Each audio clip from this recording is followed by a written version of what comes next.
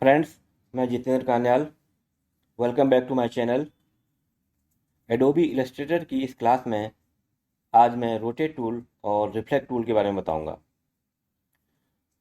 अगर आज की इस क्लास में आप नए हैं तो प्लीज़ मेरे इससे पहले के वीडियोज़ को भी ज़रूर देखें, जिससे आपको सीखने में और भी आसानी हो सके, और साथ में मेरे चैनल को सब्सक्राइब भी ज़रूर करें। अब स्टार्ट करते हैं। सबसे पहले रोटेट टूल की बात करते हैं, जिसका कीबोर्ड शॉर्टकट आर है। इसका यूज करके हम काफ़ी इंटरेस्टिंग काम कर सकते हैं।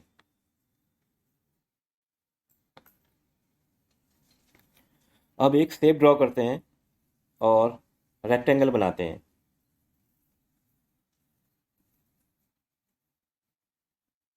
इसके सेंटर में एक पॉइंट है जिसको पिवट पॉइंट कहते हैं। ये वो पॉइंट है जिस पर कोई भी चीज़ घूमती है। अब रोटेट टूल से इसको इस तरह से रोटेट करते हैं तो ये सेंटर पॉइंट से रोटेट होता है।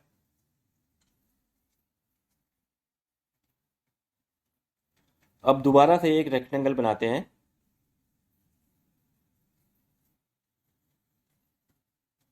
अब इस रेक्टेंगल को पर्टिकुलर एंगल पर रोटेट करना है, तो ऑल्ट की प्रेस करके सेंटर में डबल क्लिक करते हैं तो ये रोटेट विंडो ओपन हो जाती है। यहाँ पर एंगल डिफाइन करके कॉपी कर देते हैं तो ये उसी एंगल में रोटेट करके कॉपी बना देता है। इसके बाद कंट्रोल डी प्रेस करते रहते हैं तो ये रिपीट करता रहता है और इस तरह से डिजाइन बन जाता है। अब दोबारा से एक रेक्टेंगल बनाते हैं और इसके पिवट पॉइंट को चेंज करते हैं। रोटेट टूल से इस रेक्टेंगल के बाहर कहीं पर भी क्लिक कर देते हैं तो ये पिवट पॉइंट यहाँ पर आ जाता है और अब ये रेक्टेंगल इस पॉइंट से ही रोटेट होगा। अब इस पॉइंट पर ऑल्ट की प्रेस करके डबल क्लिक करते हैं तो ये रोटेट विंडो ओपन हो जाती है। यहाँ एंगल डिफाइन करके कॉपी करते हैं तो ये इस पॉइंट से रोटेट हो गया है। अब कंट्रोल डी प्रेस करते रहते हैं तो इस तरह से इस पॉइंट से रोटेट होते हुए ये पैटर्न बन जाता है। अब एक सर्कल ड्रॉ करते हैं।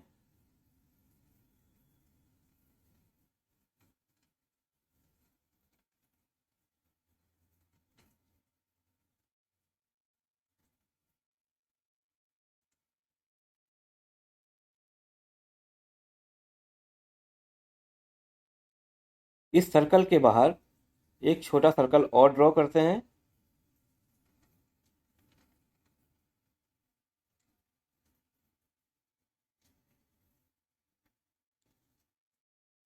अब इस बड़े सर्कल के बाहर ये छोटे 20 सर्कल सेम डिस्टेंस पर बनाने हैं। तो इसके लिए छोटे सर्कल को सेलेक्ट करके रोटेट टूल से बड़े सर्कल के सेंटर पॉइंट पर ऑल्ट प्रेस करके क्लिक करते हैं तो ये रोटेट विंडो ओपन हो जाती है। यहाँ पर एंगल डिफाइन कर देते हैं। 360 डिवाइडेड बाई 20 करते हैं तो ये 18 होता है, क्योंकि हमें 20 सर्कल चाहिए। यहाँ पर 18 डिफाइन कर देते हैं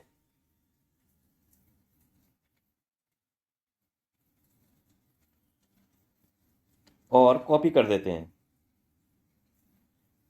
इसके बाद कंट्रोल डी प्रेस करते रहते हैं तो इस तरह से 20 सर्कल बन गए हैं।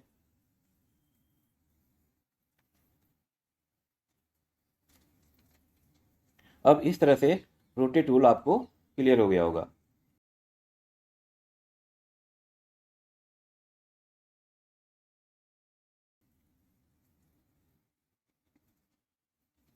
और अब बात करते हैं रिफ्लेक्ट टूल की, जिसका कीबोर्ड शॉर्टकट ओ है और टूल बार में यहाँ पर है।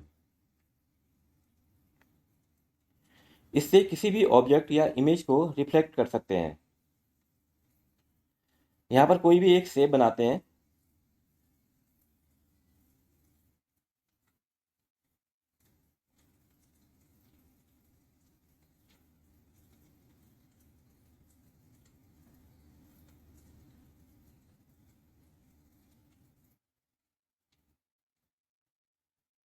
और अब इस शेप को रिफ्लेक्ट करते हैं। इसके लिए रिफ्लेक्ट टूल पर डबल क्लिक करते हैं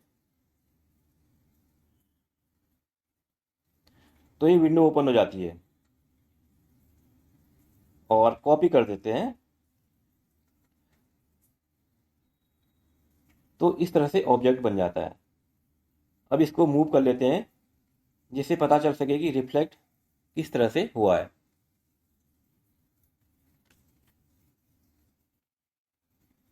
इसको एक दूसरे तरीके से भी क्लियर कर देता हूँ। एक इमेज प्लेस करते हैं। अब इस इमेज को ठीक इसके अपोजिट रिफ्लेक्ट करना है। तो रिफ्लेक्ट टूल सेलेक्ट करके इस इमेज के राइट साइड के सेंटर पॉइंट पर डबल क्लिक करते हैं तो ये विंडो ओपन हो जाती है और कॉपी करते हैं तो इस तरह से इमेज रिफ्लेक्ट हो जाती है। अब आपको क्लियर हो गया होगा कि रिफ्लेक्ट टूल का यूज कैसे किया जाता है। अब आज की क्लास को यहीं पर समाप्त करते हैं। आई होप कि सारी चीज़ें आपको समझ में आ गई होंगी। अगर आपने अभी तक मेरे चैनल को सब्सक्राइब नहीं किया है तो प्लीज़ ज़रूर करें और मेरा ये आज का ट्यूटोरियल अच्छा लगा तो लाइक ज़रूर करें। धन्यवाद।